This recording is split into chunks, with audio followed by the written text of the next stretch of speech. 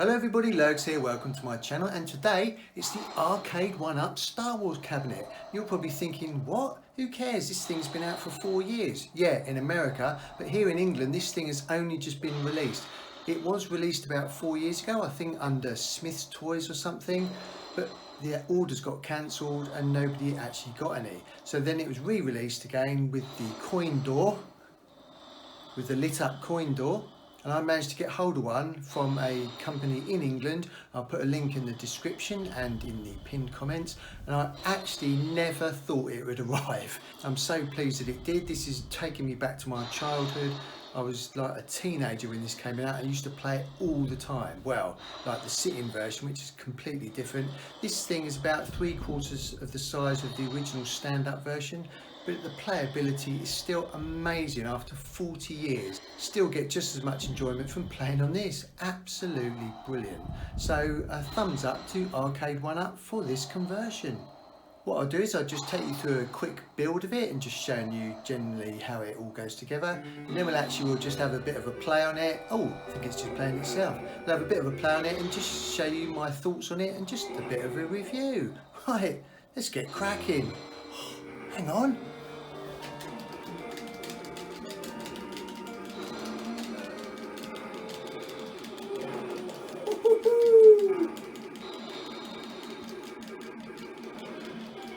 The force is strong in this one.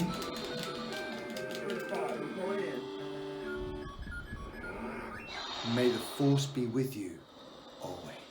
And this is me back in 1982 in a computer games hire rental shop where you could hire out computer games and video cassettes of films. And this was my bedroom, and you can see there Rocky 3 and a CB radio and a few other bits. Happy days. It's hard to explain to kids what it was like in the late 70s. There was no internet. You went to see the greatest film of all time. The chances of that being on TV were absolutely non-existent because we only had 3 or 4 channels. You had to satisfy yourself with all the action figures and cards and the arcade machines. And then years later when Star Wars was released on VHS cassette. Whoa! All you're going to need to build the Arcade1Up Star Wars cabinet is a Phillips screwdriver, a crosshead screwdriver. I got a text alert saying it was on its way, and then the van turned up and ooh! And here it is in the box. When you're building this arcade cabinet, make sure you do it on a carpeted floor. If it's a tiled floor, make sure you put a sheet down. You do not want to damage your Arcade1Up cabinet. Just lay it down on its side, and I've emptied the box already. I'm not going to take you through a detailed build of how it all goes together because there's other videos out there which cover that, and actually it's very simple. Everything is labelled up with stickers and letters.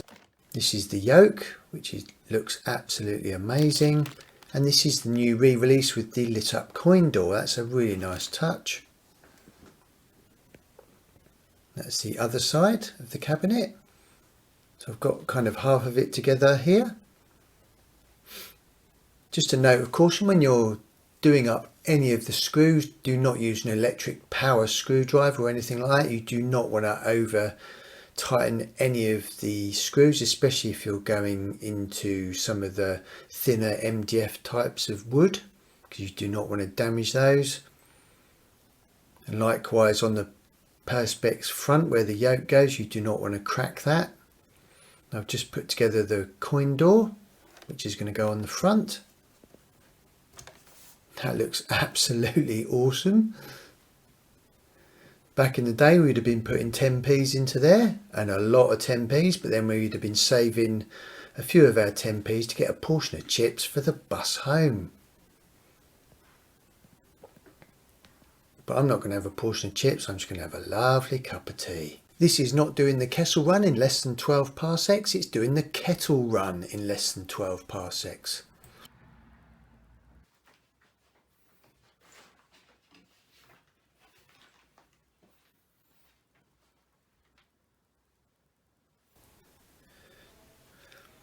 The build generally takes about an hour and a half to 2 hours. That includes the building of the riser.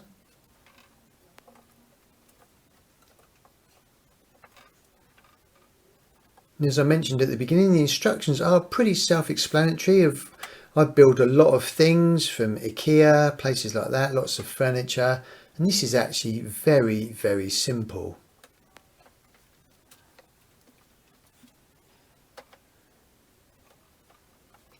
Everything is stickered and labelled with letters. Make sure that those stickers are always on the insides. They would never be on the outside of the cabinet. Just putting the metal screws into this side, other side of the cabinet. And with all screws, I always do them hand tight first, just to get them going. That way you're not going to damage any of the holes or any of the threads. And then you can just tighten them up with your screwdriver afterwards. Be a lot easier if you've got a ratchet screwdriver. I've actually got a ratchet screwdriver, just makes it a little bit easier. You just need to tighten these down. They're indented, so the screws actually will be kind of slightly inside the cabinet. Now it's a good job this Arcade1Up Star Wars cabinet comes with a riser, because if it didn't have a riser, I don't know how you'd play it actually, unless you're about 3.5 foot tall or a very small child. Let's just unpack the yoke. Now one of the main reasons I got this Arcade1Up cabinet as opposed to any other games that they've released is I just love Star Wars back in the day. I mean, I used to play the sit-in version all the time, and that felt really good. Almost felt like, you know, you're in a spaceship when you're a teenager. And just having the yoke, it just made it look awesome. And the playability of this game, even after 40 years, is just fantastic. I mean, the vector graphics still hold up today, and all the sounds. Now on this Perspex cover, you've got some protective sheet. Make sure that you peel that off. And that's the same with the monitor as well. You do that obviously right at the end, because you do not want to damage that.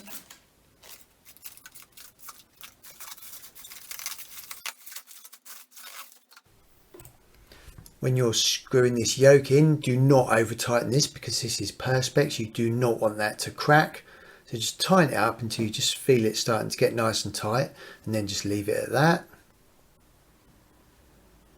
You'll be gutted if you damage that or put a great big crack across it. If you've got any questions about this Arcade1Up Star Wars cabinet, I'll be happy to try and answer in the comments down below. And I vividly remember when Star Wars came out on VHS cassette. When I first ever saw it in HMV, it was like £80 or something insane. And then years later, when the prices came down, we would buy all 3 films. And me and my best mate, we would just binge watch them every Friday night. The yoke feels fantastic, and it is pre-calibrated. Right, let's do the cabling in the back.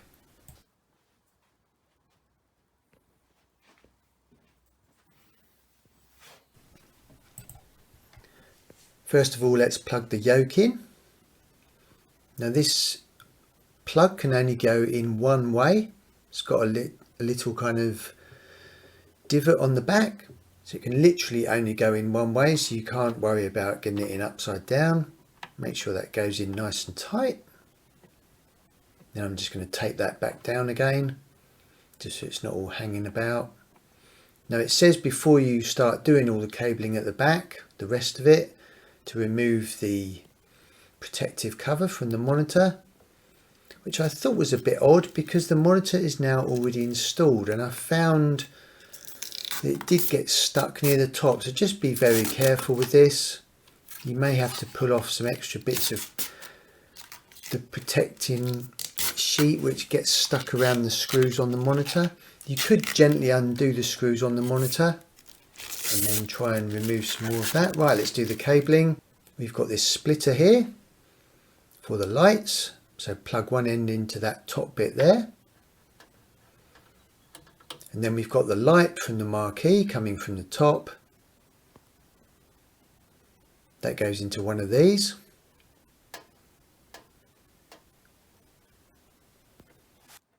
This is a bit tricky with one hand. And then also for this re-release, we've got the lit up coin door. So take that cable and plug that into the other one.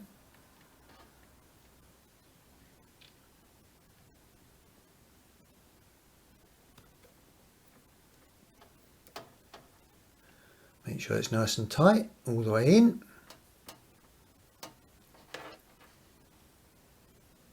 And then this is for the speakers, and you can tell because it's actually just a normal 3mm kind of headphone jack.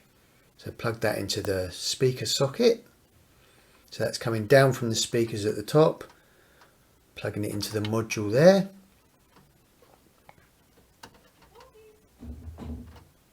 Make sure that's in nice and tight. Then we've just got the power cable. So plug that in.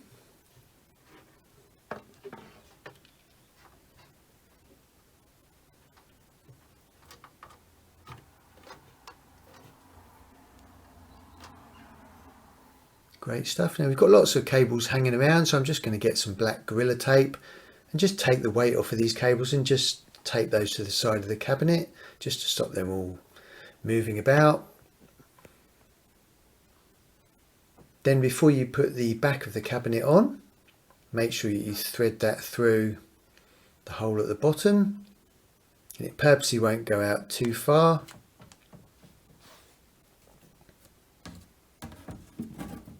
Then that just slots into the grooves, and you've got 2 screws at the top.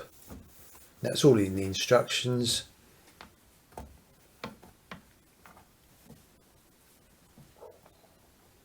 So that is the power cable coming out the back.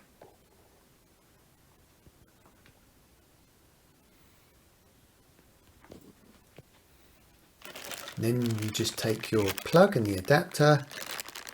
It's got the European American version there, but we're in England, so we've got a 3-pin plug. That just comes with a special adapter here. Just slide it on and click it upwards.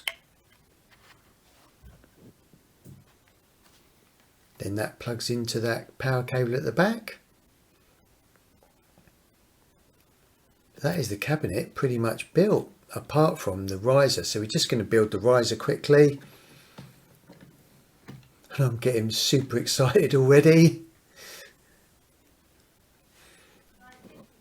And here comes the riser. This is a nice bit of kit because it flows with the Arcade1Up cabinet, so it just looks like one complete cabinet. This actually sits on top of the riser, and then you've got 2 screws on either side to hold it into place. Now this would be better with 2 people. I'm just struggling a little bit here to lift it. Make sure you don't trap the power cable at the back. Make sure that's nice and loose and free. And then you've got the 2 screws to hold it in on either side. Make sure you do those. Again, that's all in the instructions. And we're all plugged in and pretty much ready to go.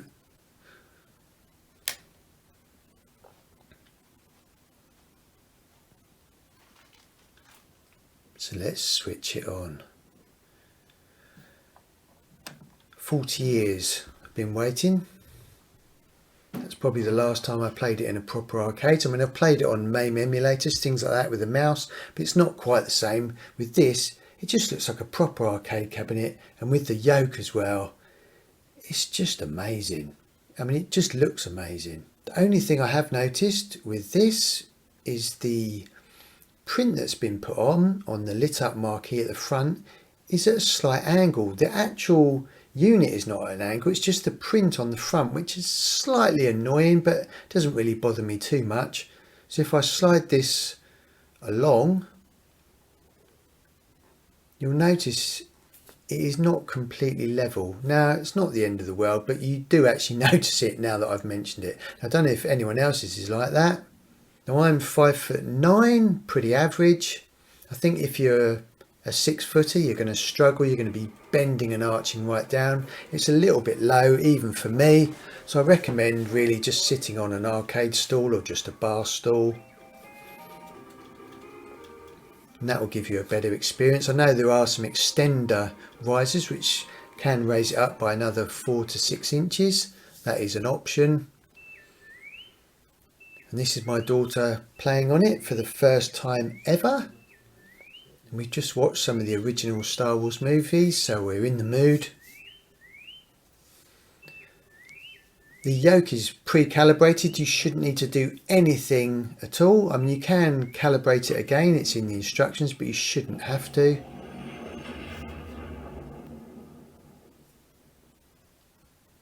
It's got a volume switch on it, and the speakers are actually really good quality. Really impressed with the speakers. We normally have it on about volume 12, which is plenty.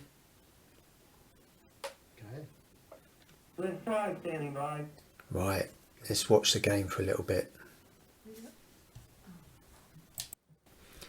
It's a 17-inch flat screen monitor, and I've got to say the quality of this monitor is absolutely brilliant. It shows up the vector graphics so well. I've just got it in the settings as standard. You can change it to sparkly or bold, but I've found that they're really irritating, so I've just got it set to standard and it's super crisp.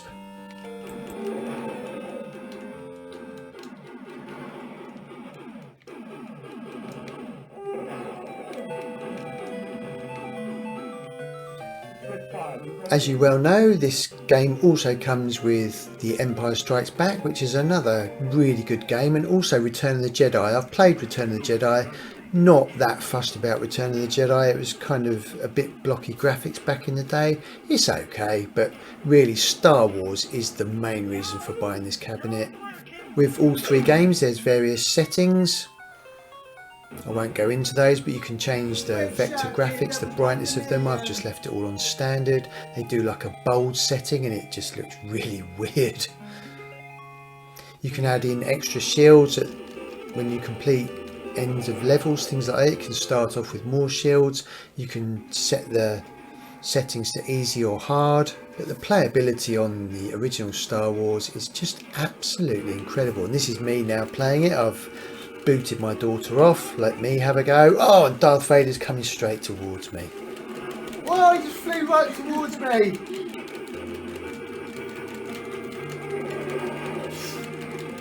Come on, Darth Vader.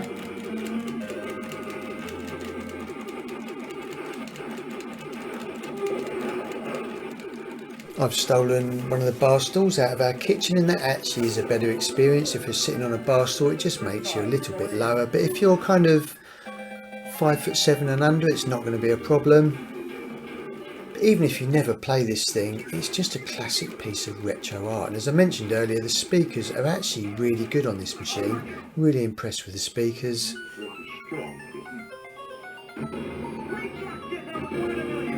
Shield gone. Got one shield base. Gonna last about 10 seconds. Remember, the force will be with you, always. The force will be with you.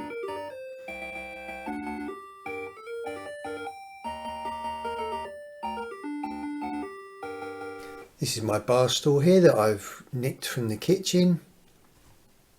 And I'll just show you where the speakers are. They're underneath the cabinet at the top.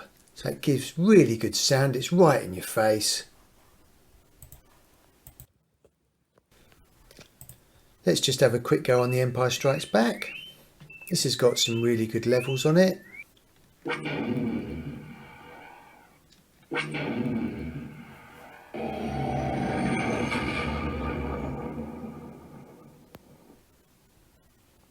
He could destroy us.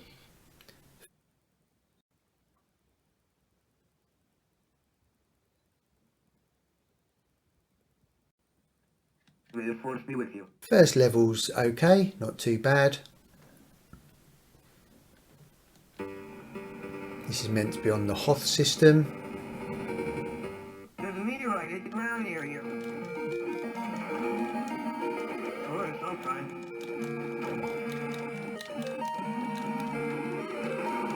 And then you're fighting the AT-ATs with the tow cables and also the small ATSTs, but the best part of The Empire Strikes Back is in the Millennium Falcon and shooting the TIE fighters again. I mean, this is what is classic about the original Star Wars vector graphics game, and I really enjoy this level. Shame this level's not actually a bit longer. This is my most favourite part. It's the fastest hunk of junk in the galaxy. The son of Skywalker must not become a Jedi.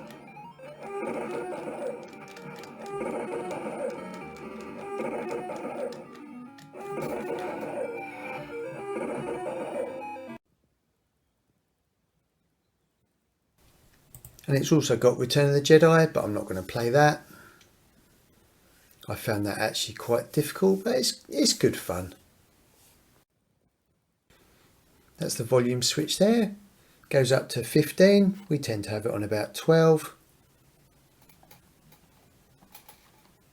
Now if you're playing any of the games and you need to go back to the main menu to select any of the other 3 games, all you do is hold all 4 fire buttons, the thumb buttons and the trigger buttons, hold them for 5 seconds, and that takes you back to the main menu. You can do that at any time during any of the gameplay.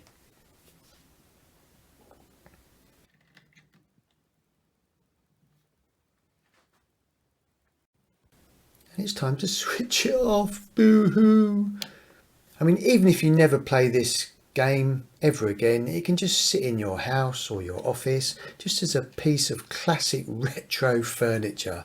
When it's switched on with the light up marquee and the light up coin door, it just looks amazing. Just looks amazing.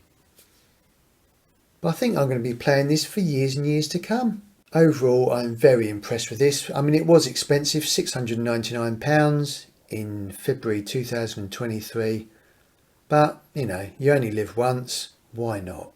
If you enjoy it, just get it. And just a final sum up review, it's a 10 out of 10 from me. Right, I need to get off now, make some other videos, do some Jedi Knight training, etc. I hope that was enjoyable to you, and may the Force be with you.